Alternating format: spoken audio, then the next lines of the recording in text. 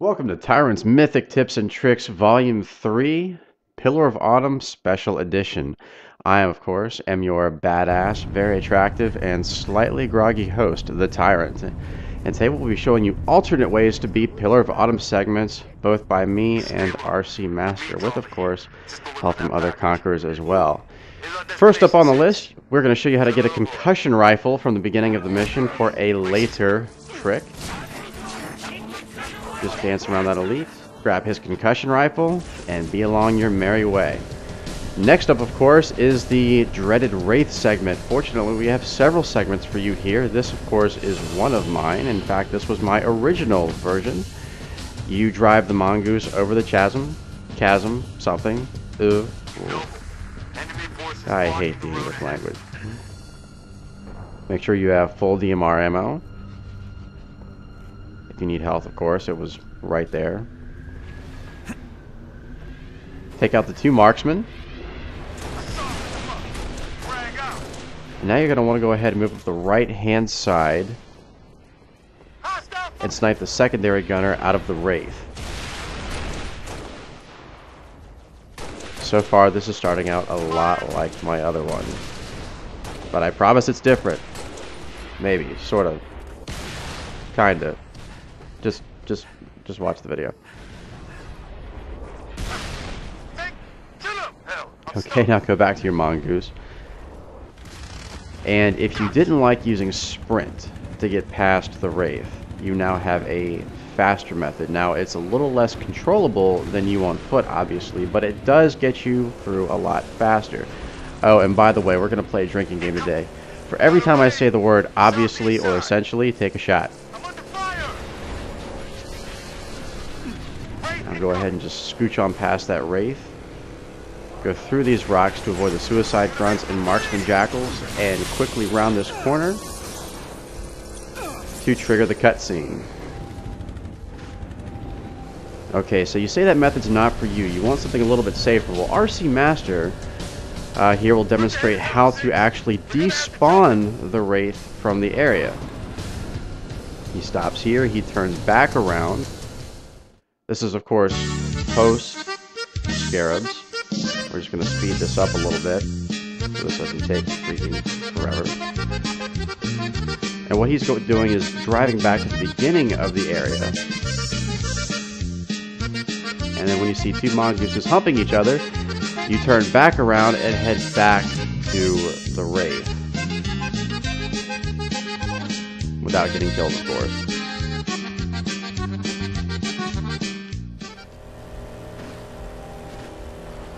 Nice little trick there. Do a barrel roll.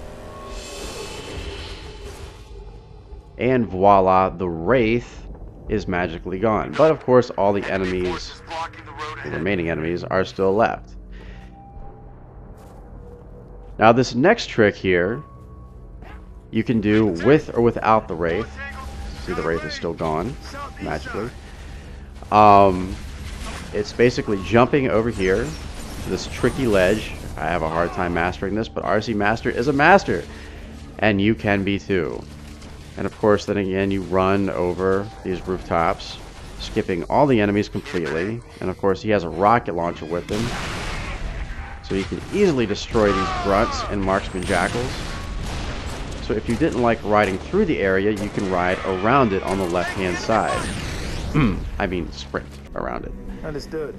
You gotta get to the dry dock. Okay, so you're through the Wraith area. Boneyard looks pretty intimidating, and you're the type of person who doesn't like grenade jumps. Okay. So how do we get rid of the elites is the question. Well, first of all, you want to go ahead and backtrack once you've seen the elites. And go all the way back to the beginning of the drone area.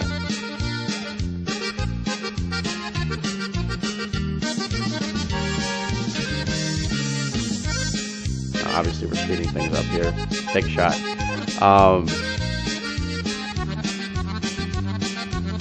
To do this twice. Now, when the screen kind of freezes up, you know that you've basically deloaded the enemies. And the elites are magically gone. So go ahead and just snipe the jackals and skirmishers at your leisure. And you will have easily cleared Boneyard segment number 1.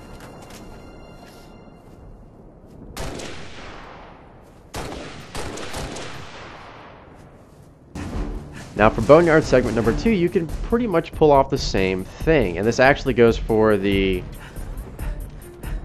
I don't know, small shed type room behind it. It's an invasion. It has the objective in it. Who's on security with me? Now, as you usually would, you're going to go ahead and use the beams to cross this area. Now, usually I just skip this entirely and just go to the next room. But if the elites here are giving you trouble, this will again give you a chance to despawn them. Once you've seen the elites in that room, turn around and go back. And once again, we're going to speed up time. And we left the jackal behind. Don't worry, no man left behind. We freed you from your flawed existence.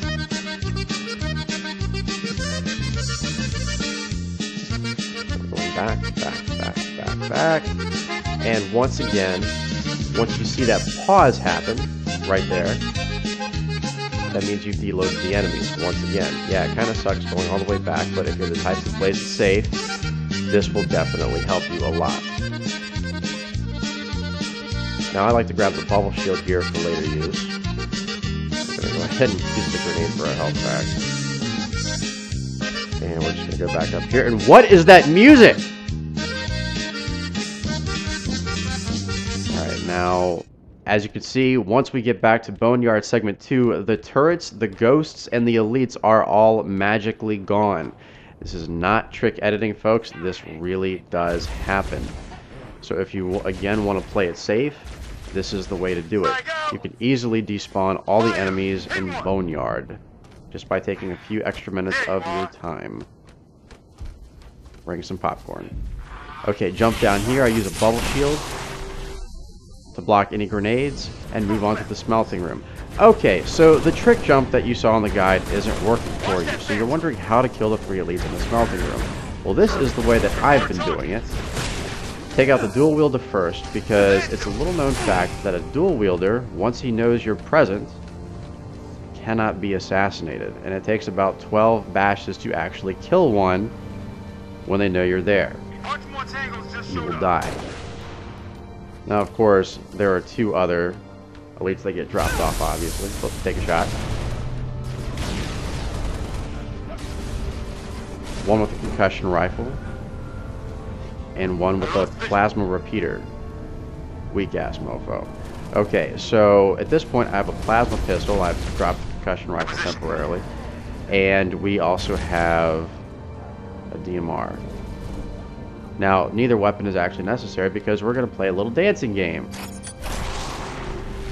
It's called Dancing with the Stars. No, the real stars.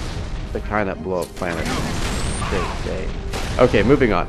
Alright, so what you're going to do here is you're going to grab the elite's attention. I used the bubble shield, the drop shield, to block any firepower to force them to charge. And then once you get close enough, you dance around them just like that until you can land that assassination.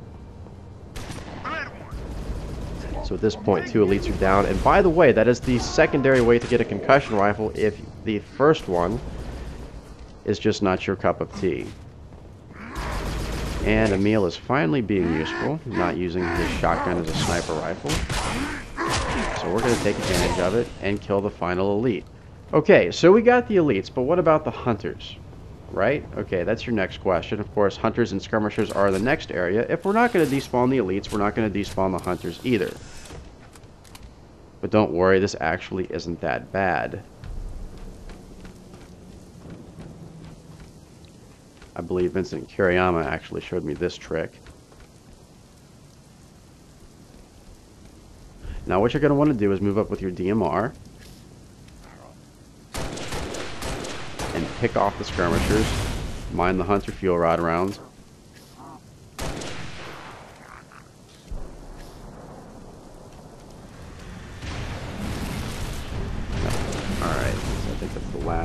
skirmisher. Come on.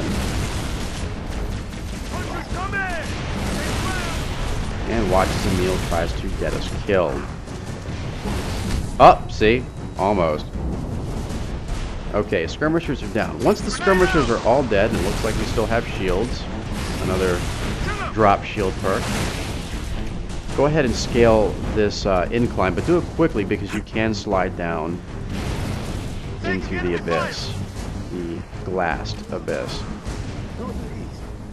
You want to wait till Emil has the hunters distracted. Again, some of these tactics really do rely on your learning proficient counterpart, but he seems to be doing a good job here. Once their backs are turned, go ahead and rush over to the window. Use the drop shield to block any incoming fuel rods and crouch and jump through. Voila, you've got through without killing or despawning the hunters. Now, this is Smelting Room 2. This has that dual-wielding elite at the end of it. In case you weren't able, for whatever reason, to make it up there without spawning the enemies, you actually have to kill... Oh, take a shot. You have to kill the dual wielder. Go ahead and allow Emil to move up by pushing yourself up against this, I don't know, blockade, shielding. And Emil will be forced to move up to engage the elite. This may actually take a couple of tries because Emil is a coward and will retreat when you do.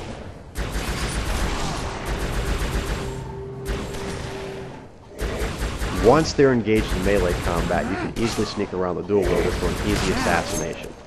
Right in the skull! Ugh, that felt good. Yes, Emil, you did a wonderful job. Not! Okay, here is obviously... Whoop, take a shot. RC Master's famous... Get to the mass driver early jump. I had to think about it for a second there. Of course, at this point, he has a concussion rifle and a DMR. You want to make sure you have full health, as he did. Grab DMR from crates. Pick off some of the enemies in the first wave to help conserve ammo later.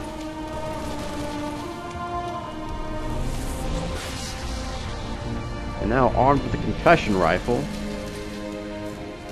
drop shield, and hints of bravery, we're going to stand at this corner here. Grenade jump and 2 concussion rounds will boost you to this pipe. Once you reach the apex of the pipe, jump with 1 concussion round, and bam, you're at the mass driver.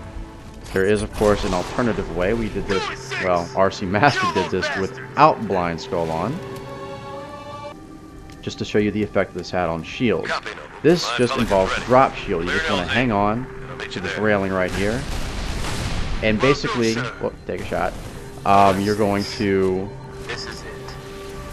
use the bubble shield, the drop shield, as a way to boost up further with concussion rifle rounds. Of course, 1 more concussion rifle round, and bam, you're at the mass driver yet again. So that is 2 ways to get to the mass driver early to shoot down those phantoms. Okay, now moving on to the zealots. So the skip has you a little bit on edge. That, of course, was in the main Mythic guide. RC Master here shows you how to kill the 3 zealots prior to the general, if you decide that your best method is taking them all out. Of course, killing the general is no different than usual, but here's how he kills the other 3.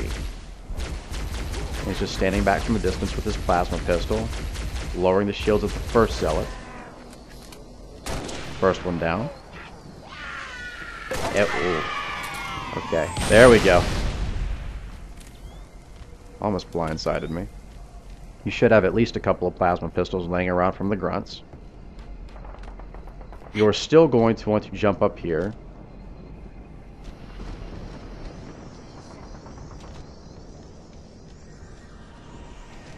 Make sure all of the elites retreat backwards. And what he's going to do next is use the stairs on the opposite side for cover, while he systematically picks off the elites one by one. Now, obviously, this is a little bit more... Oh, take a shot. A little bit more dangerous to an extent because you do obviously end up engaging the elites. You are in danger of losing your shields. Hopefully, you have extra health packs laying around. I get a little bit tense here and my fingers get a little bit sweaty, so I still personally prefer the skip, but again, if you think that is cowardice or you would just feel better in the mass driver with all 4 elites dead, this method is certainly for you. And that, my friends, is how you deal with the 3 zealots and the one and only field marshal in the game. Did I say general before? Thank you once again for watching Tyrant's Mythic Tips and Tricks Volume 3 Special Pillar of Autumn Edition. I'm the Tyrant, and I'm going back to sleep.